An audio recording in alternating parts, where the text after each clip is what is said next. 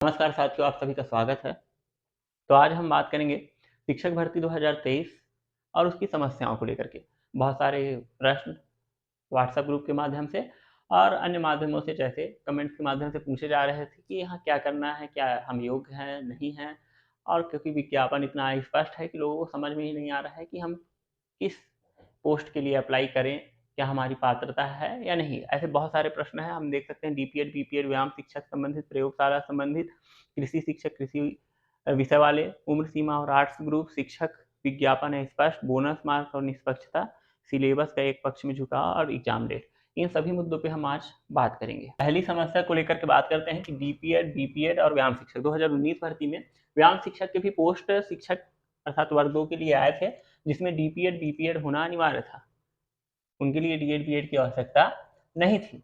लेकिन इस बार शिक्षक में न विषयवार विभाजन किया गया है और न पदवार।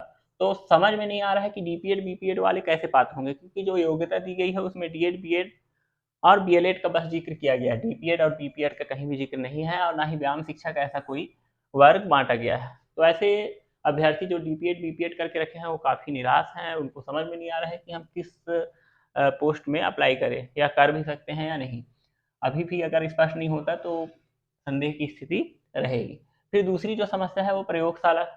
बहुत सारे ऐसे फ्रेश कैंडिडेट थे जिनको ये उम्मीद थी कि प्रयोगशाला के बहुत सारे पोस्ट आएंगे और उनके लिए वो एलिजिबल होंगे, लेकिन प्रयोगशाला का पोस्ट भी अभी उसमें डिवाइड नहीं किया गया है। तो बहुत सारे अभ्यर्थी शिक्षक भर्ती से वंचित हो सकते हैं। और रही बात, अगर प्रयोगशाला का पोस्ट आता भी है और उसके लिए कोई अभी स्पष्ट दिशा निर्देश नहीं है, तो ऐसे में वो पात्र कैसे होंगे, क्योंकि बाकी में विषय की बाध्यता हटा दी गई है। तो क्या प्रयोगशाला में भी आर्ट्स वाले अप्लाई कर पाएंगे? तो ऐसे बहुत सारे प्रश्न आ रहे हैं, लेकिन प्रयोगशाला का पोस्ट ही नहीं है अभी फिलहाल, तो ये प्रश्न अभी छोड़ देते हैं। कृषि शिक्षक से संबंधित, तो पिछले बार कृषि शिक्षक के लगभग 196 पद थे और उसमें सिर्फ कृषि अर्थात बीएससी मांगा हुआ था कृषि सब्जेक्ट से। लेकिन इस बार कृषि शिक्षक ऐसा कुछ भी बटा नहीं है और कृषि शिक्षक वालों के लिए पिछले बार डीएड, बीएड में छूट थी। डीएड, बीएड और टेट में छूट दी गई थी उनको, ठीक है। तो ऐसे में जब इस बार विज्ञापन सभी के लिए आया है, तो क्या इस बार भी कृषि शिक्षकों के लिए अर्थात कृषि विषय वालों के लिए क्या डीएड, बीएड में छूट और टेट में छूट दी जाएगी? ये भी एक प्रश्न है जो विज्ञापन से अस्पष्ट होता है। फिर है उम्र सीमा।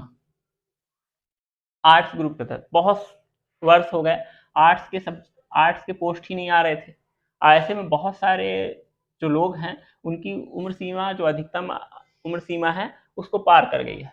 तो ऐसे अभ्यर्थी जो इस विज्ञापन को देख करके उनमें उम्मीद जगी थी, लेकिन उम्र की वजह से वो उसका भुगतान कर रहे हैं। तो क्या ऐसे लोगों के लिए भी कुछ उम्र सीमा में छूट दी जाएगी? ऐसे बहुत सारे प्रश्न पूछे जा रहे हैं। दूसरे प्रश्न की ओर आते हैं। शिक्षक विज्ञापन एकदम अस्पष्ट है, क्योंकि इसमें जो विषय बाध्यता को लेकर के है कुछ भी नहीं कहा गया है और लोगों को समझ में नहीं आ रहा है कि क्या कॉमर्स वाले कौन से सब्जेक्ट के लिए अप्लाई कर पाएंगे, कृषि सब्जेक्ट वाले कौन से विषय के लिए अप्लाई कर पाएंगे। डीएलएड का तो जिक्र ही नहीं है। ऐसे टेट, सी टेट के बारे में भी कुछ भी, सीजी टेट और सी टेट के बारे में भी कुछ भी नहीं कहा गया है। ऐसे बहुत सारी चीज़ें शिक्षक के विज्ञापन में है ही नहीं या स्पष्ट है। छठवीं और महत्वपूर्ण बात है वो बोनस मार्क और उसकी निष्पक्षता को लेकर के है, क्योंकि बोनस मार्क में सिर्फ अतिथि शिक्षक का ही जिक्र किया गया है। लेकिन अतिथि शिक्षक किस प्रकार से अतिथि शिक्षक, अर्थात एकलव्य विद्यालय में भी अतिथि शिक्षक कार्यरत हैं और अतिथि शिक्षक से पहले विद्यामितान होता था, क्या उनको भी बोनस की दी जाएगी, बोनस मार्किंग दी जाएगी कि नहीं दी जाएगी? और शिक्षा दूत, कई जगह शिक्षा दूत के नाम से भी अतिथि शिक्षक के रूप में कार्यरत हैं बहुत सारे लोग और कई तरीके से।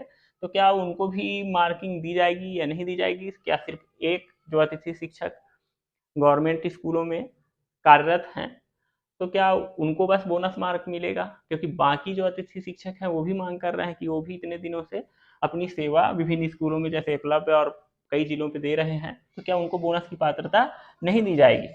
तो उनकी भी मांग जायज़ है और इस विषय को लेकर के जरूर विवाद हो सकता है। सातवीं चीज़ अगर हम देखें, सिलेबस का एक पक्ष में झुकाव, क्योंकि जो सिलेबस आया है वो पुराना सिलेबस है 2019 का और वो विज्ञान विषय के लिए आया हुआ था, क्योंकि आर्ट्स के सब्जेक्ट तो थे ही नहीं।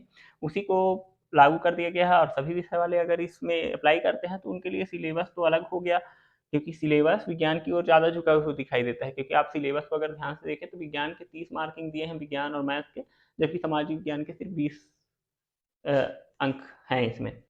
फिर है 8वीं बात, वो है एग्ज़ाम डेट को लेकर के। एग्ज़ाम डेट में दिक्कत नहीं है, लेकिन 2 पोस्टों के लिए, अलग-अलग पोस्टों के लिए, सहायक शिक्षक और शिक्षक, क्योंकि बहुत सारे लोग दोनों पद के लिए अप्लाई करते हैं और दोनों का एग्ज़ाम एक ही दिन होना और दोनों का सिलेबस बहुत कुछ अलग है, 50% अलग है। तो इस आधार पे एग्ज़ाम डेट अलग-अलग दिन होना चाहिए था और पहले शिक्षक का पेपर है, फिर सहायक शिक्षक का पेपर है। तो ऐसे में थोड़ी दिक्कतों का सामना करना पड़ सकता है। तो इस तरीके से और भी बहुत सारी समस्याएँ हैं जिनको लेकर के बहुत सारे प्रश्न पूछे जा रहे हैं, लेकिन इसमें हम विभिन्न प्रकार की समस्याएँ जिसका निपटारा करना बहुत ज़रूरी है और लोगों में संदेह की स्थिति बनी हुई है कि वो क्या करें। और एक समस्या और भी है सब्सक्राइब ना करने की, तो हमारे चैनल को सब्सक्राइब कर लीजिएगा। ऐसे ही वीडियो पाने के लिए धन्यवाद।